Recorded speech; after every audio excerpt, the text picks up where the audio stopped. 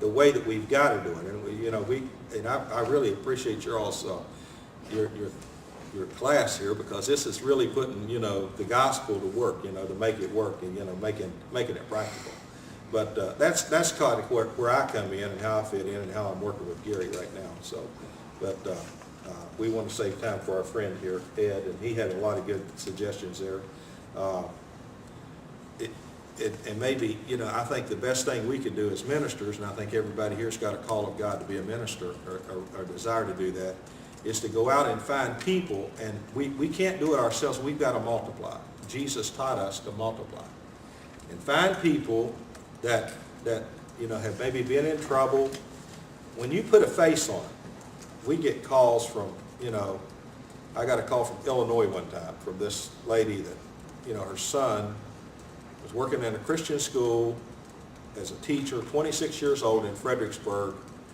He got involved with a little 14-year-old girl. He literally was the go-to person in that school, where everybody that had a problem went to see him. Well, he got involved with a little 14-year-old girl. You talk about victims and, different,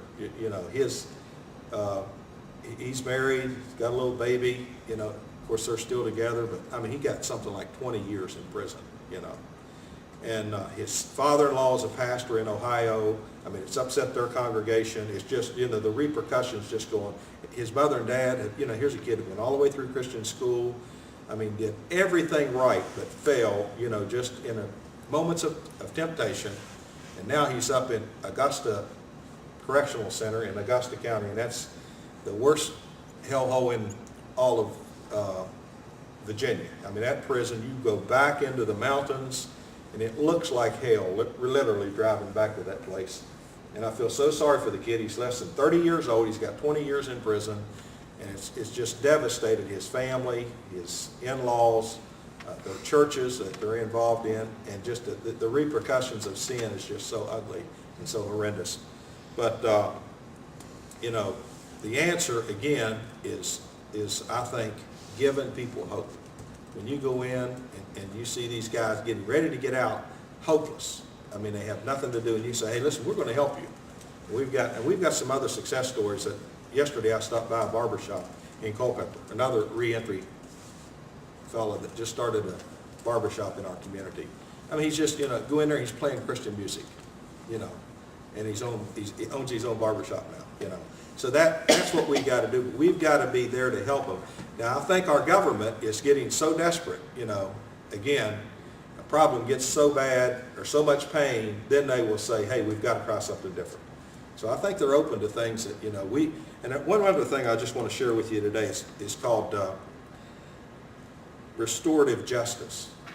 Restorative justice is where we're trying to change some archaic laws, like here in Virginia, where here's one example, that they've got a law that says when you go in and minister like Gary does to an inmate, you can't have any contact with them after you get out of the penitentiary. Well, that's crazy. It's just, I don't know where that law came up, but it came up probably because they had a bad situation where somebody went in and visited it, and then they got out and they robbed a bank together, so they made a bad law, you see. So, we want to change some of the laws, and that's one of the things in our reentry program. It's not only just to help people. Reentry is just short term, but we want to try to change the laws to make it like if you're a felon now. I got out of, and I can give you an example, a personal example. I got busted with marijuana in 1971. It was a felony just to have possession of marijuana. I got caught with a nickel bag of marijuana when I came back from Vietnam. I was 20 years old. And I thought they had reduced it to a misdemeanor. And a few years ago, I was getting ready to get my securities license to help people to invest. They did a background check on me, and it came back that I'd gotten busted with marijuana. So the compliance officer called me and said, hey, you've got to go back to West Virginia, get your record, and just mail it to us. And I said, well, I know it's a misdemeanor. They dropped it to a misdemeanor. So I go back to West Virginia, go to the clerk of the court. He goes back through 35 years of records, gets my record. It's a daggum felony. I'd been living for 33 years, like I didn't even have a felony. I wasn't supposed to be voting. I ran for office in 2004, for delegate in our community. And I'm just saying, I wasn't even supposed to be voting. You know, wasn't supposed to be carrying a gun, you know. And I've dealt with people that had the same situation.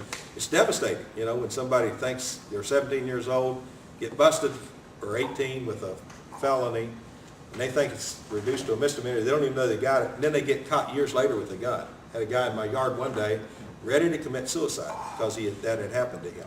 He got busted, still in a car as a teenager, and he thought they'd dropped it to a misdemeanor. He got in a little bit of trouble, and they went to his home, searched his home, and he had guns. And I'm going to tell you, it took him thousands of dollars to get out of it, and it almost cost him, you know, several years in prison. So there's a lot of problems, but there's some solutions too. We don't want to just come here and say, hey, there's no hope. There's a lot of hope. With God and the right people, you know, working together, hey, anything can happen. So I commend you for what you're doing, and thank you all for inviting us today. You have something? Yeah,